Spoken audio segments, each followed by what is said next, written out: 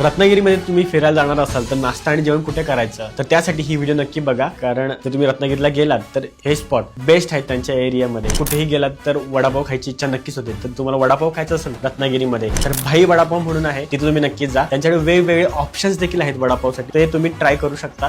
तर मला personally plain वडापावच आवडला, तर तुम्ही तो नक्की ट्राय करा. आणि दुसरं म्हणजे मिसळ. पुणेकरांना पण आवडू शकते अशी मिसळ रत्नागिरीमध्ये आहे, अगदी तिखट. आणि त्यांची स्पेशालिटी माहिती आहे काय, की दर दिवशी त्यांच्याकडे वेगवेगळ्या प्रकारचे कडधान्य वापरतात. म्हणजे आपण बघतो की कुठल्याही मिसळच्या हाऊस मध्ये आपण गेलो तर आपल्याला कुठेतरी वाटाणा असतो, कुठेतरी आपल्याला मटकी मिळते. तर त्यांच्याकडे तसं नाहीये. सोमवारीचा एक सोमवारी काळा वाटाणे, तर कदाचित मंगळवारी मटकी असू शकते, नंतरच्या दिवशी कधी हरभरा असू शकतो. म्हणून दर दिवशी तुम्हाला वेगवेगळ्या प्रकारची टेस्ट खायला मिळते. तिथे तुम्ही नक्की जा. आणि मला स्पेशल तिकडची एक गोष्ट आवडली की ते जे हॉटेल आहे ना, एकदम छोटंच हॉटेल आहे आणि त्याची जी सिटिंग आहे ती जुन्या काळातली आहे, त्यांच्या आजोबांपासून चालवत आलेली आहे ते रेस्टॉरंट, आणि ते अत्यंत भारी आहे. तर रजनी उपहारगृह येथे जाऊन तुम्ही मिसळ नक्की ट्राय करा. आणि जर तुम्हाला दुपारी जेवण करायचं असेल किंवा रात्री जेवण करायचं असेल तर हे रेस्टॉरंट टेस्टच्या संदर्भात बेस्ट आहे. त्याचं नाव आहे हर्षा रेस्टॉरंट, आणि ते इतकं चांगलं आहे टेस्टसाठी की आम्ही असं ठरवलं होतं की रत्नागिरीला गेल्यावर आपण वेगवेगळ्या दिवशी वेगवेगळ्या जागी जाऊ, पण आम्ही त्या